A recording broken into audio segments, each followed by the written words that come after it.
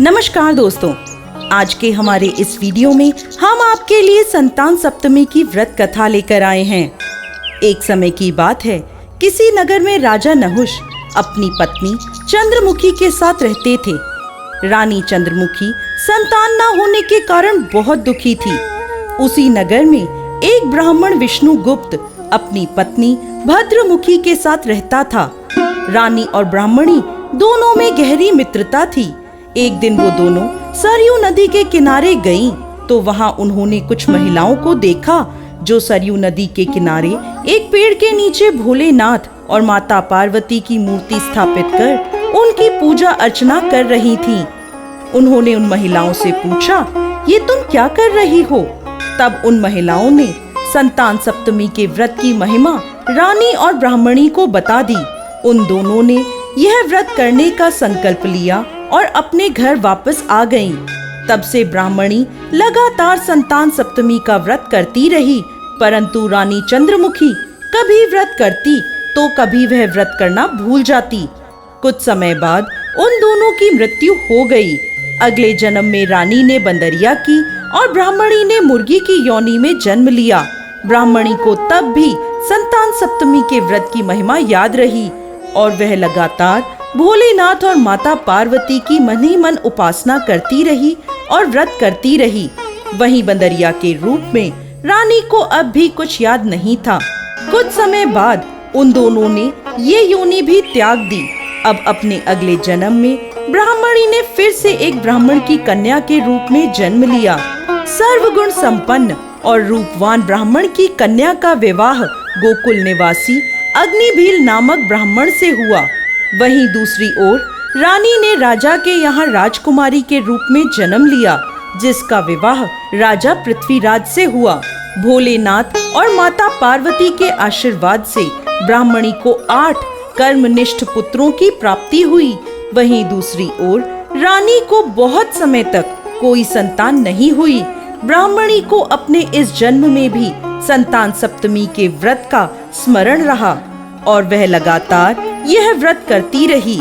बहुत समय बाद रानी को एक रोगग्रस्त पुत्र प्राप्त हुआ, परंतु अपनी 9 वर्ष की आयु में वह भी परलोक सिधार गया। अब रानी पुत्र के वियोग में तड़पने लगी। यह समाचार प्राप्त होने पर ब्राह्मणी अपने 8 पुत्रों के साथ रानी से मिलने उसके महल गई।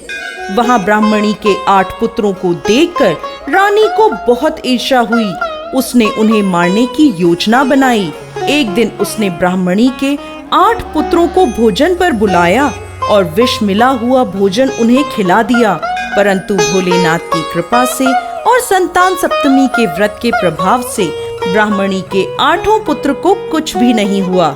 ये देखकर रानी ईर्ष्या की अग्नि में और भी जलने लगी और उसने सिपाहियों से कहकर ब्राह्मणी के 8 पुत्रों को यमुना नदी में फिकवा दिया, परंतु इस बार भी भोलेनाथ की कृपा से ब्राह्मणी के 8 पुत्र जीवित बच गए।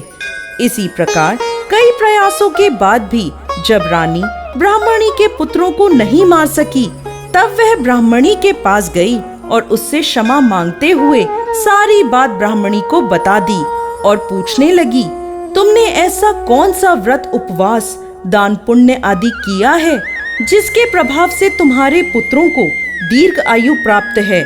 यह सुनकर ब्राह्मणी ने रानी को संतान सप्तमी के व्रत की महिमा बता दी और साथ ही साथ अपने पूर्व जन्मों की कहानी भी बताई और कहने लगी, मुझे लगता है कि तुम्हारे संतान सप्तमी के व्रत के संकल्प लेने और व्रत न करने की वजह से तुम्हें संतान प्राप्त नहीं हुई है। इसलिए अब तुम भोलेनाथ और माता पार्वती से प्रार्थना करो और संतान सप्तमी के व्रत का नियम से पालन करो। भोलेनाथ की कृपा से तुम्हारा यह दुख दूर हो जाएगा। ब्राह्मणी की बात सुनकर रानी ने ऐसा ही किया। व्रत के प्रभाव से भोलेनाथ और माता पार्वती के आशीर्वाद से रानी को संतान सुख प्राप्त हुआ। उसे एक पुत्र रत्न की प्राप्ति हुई और रानी ने सर्व सुखों को प्राप्त किया। हे भोलेनाथ, माता पार्वती, इस कथा को कहते, सुनते और होकार भरते सब पर कृपा करना। कहानी अधूरी हो तो पूरी करना, पूरी हो तो मान करना। जय भोलेनाथ, जय माता पार्वती।